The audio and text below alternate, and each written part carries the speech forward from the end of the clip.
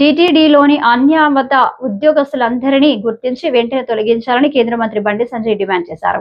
తెలుగు రాష్ట్రాల్లో ధూపదీప నైవేద్యాలకు నోచుకొని ఆలయాలతో పాటు పురాతన ఆలయాలను టీటీడీ అభివృద్ధి చేయాలని సూచించారు.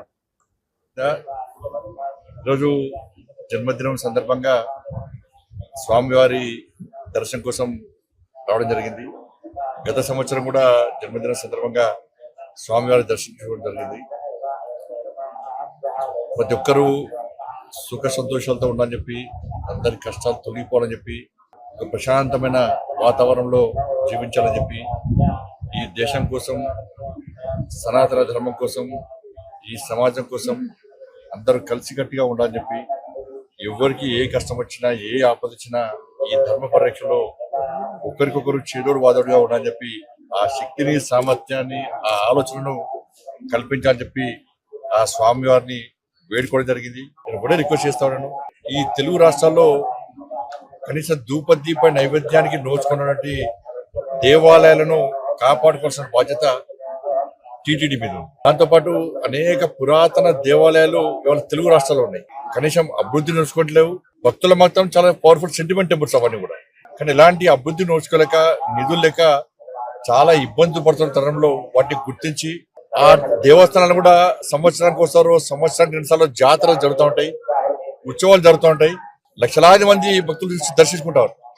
కానీ మిగతా సమయంలో కనీసం ఇక్కడ అభివృద్ధి కనీస సౌకర్యాలు లేక ఇబ్బంది పడుతున్నారు. కాబట్టి ఈ తెలుగు రాష్ట్రాల పురాతన దేవాలయాలకు నిధులు కేటాయించి వాటిని ఒక యుద్ధ ప్రాతిపదికన, ఒక ప్రణాళిక ప్రకారం అభివృద్ధి చేయాల్సిందిగా నేను వారికి విజ్ఞప్తి చేస్తాను. కరీంనగర్ పార్లమెంటు నియోజకవర్గానికి సంబంధించి కరీంనగర్ లో గతంలో దేవాలయ నిర్మాణం కోసం భూమి పూజ జరిగింది. దాంతోపాటు అక్కడ దేవాలయాన్ని, కరీంనగర్ నగరంలో దేవాలయం నిర్మించడం, దాంతోపాటు కొండగట్టు, వేములవాడ, ఇల్లంతకుంట రామాలయం, ఈ 3 దేవస్థానాలు కూడా అభివృద్ధి కోసం నిధులు కేటాయించి సహకరించాలని చెప్పి టీటీడీ చైర్మన్ గారికి, అదేవిధంగా గౌరవ పాలకవర్గ సభ్యులందరూ కూడా మా భానుప్రకాష్ రెడ్డి గారి ద్వారా విజ్ఞప్తి చేస్తున్నాను. ముఖ్యంగా ఇల్లంతకుంట రామాలయం, కొండగట్టు ఆంజనేయ స్వామి దేవాలయం, ఇవన్నీ కూడా చాలా పవర్ఫుల్ టెంపుల్స్. కాబట్టి ఆ నియోజకవర్గంలో ఉన్నటువంటి ఆ దేవాలయాన్ని కూడా నిధులు కట్టించి కాపాడాలని మేము గుర్తున్నారు. ఎందుకంటే హిందువుల ఆస్తి. ఒక ఉద్యోగస్తులు వచ్చిండారు, సార్ హిందువుల ఆస్తి, హిందువుల హక్కు తిరుమల తిరుపతి దేవస్థానం.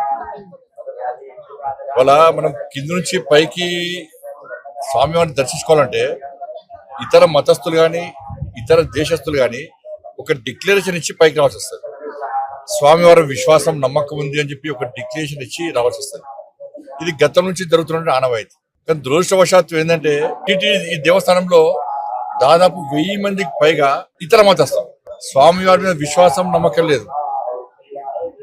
హిందూ సనాతన ధర్మం మీద వారికి ఆలోచన లేదు. ఆ సనాతన ధర్మాన్ని కాపాడాలి, సనాతన అనుగుణంగా వివరించాలని చెప్పి ఆలోచన వారికి లేదు. అటువంటి ఉద్యోగస్తులకు, అటువంటి వ్యక్తులకు టీటీడీలో ఉద్యోగాలు ఇవ్వడమేంది, వాళ్ళు ఇంకా కొనసాగించడమేంది? ఎప్పుడో ఒకసారి మార్పు జరగాలి. ఇటువంటి పద్ధతి మంచిది కాదు. ఇతర మతస్థులు ఈ దేవాలయంలో ఉండడం వలన వాళ్ళ ఆచార వ్యవహార విషయంలో చాలా ఇబ్బందులు వస్తున్నాయి. అన్ని మతాలకు ఇవ్వడానికి ఇది సత్రం కాదు. చాలా మంది అర్చకులు అని ఈ సనాతన ధర్మం మీద ఆధారపడిన ఉద్యోగాలక చాలా మంది ఇబ్బంది పడుతున్నారు. కాబట్టి జీతభత్యాలు ఇచ్చుకుంటూ స్వామివారి మీద విశ్వాసం, నమ్మకం లేని వ్యక్తులను ఏ విధంగా మీరు ప్రోత్సహిస్తారు? గతం నుంచి వస్తున్నప్పుడు కూడా ఎక్కడో ఒకడ పురుష పెట్టాల వాటికి. దీన్ని వెంటనే నిర్మూలించాల్సిన బాధ్యత పాలక వర్గం మీద ఉంది. నేను దయచేసి మళ్ళీ విజ్ఞప్తి చేస్తాను, ఇది ఏ ఒక్కరి ఆస్తి కాదు, ఇది హిందువుల ఆస్తి. స్వామివారి విశ్వాసం, నమ్మకం హిందువుల యొక్క ఆస్తి తిరుమల తిరుపతి దేవస్థానం. అటువంటి ప్రాంతంలో ఇతర మతస్థులకు ఉద్యోగాలు ఇచ్చేటువంటి పరిస్థితి నుంచి బయటికి రావాలి. ఉన్న ఉద్యోగస్తులను వెంటనే తొలగించాల్సిన బాధ్యత వాళ్ళ టీటీడీ పాలక మండలి ఉన్నది. నిన్న మతము రెచ్చగొట్టడం కాదు, వాస్తవం.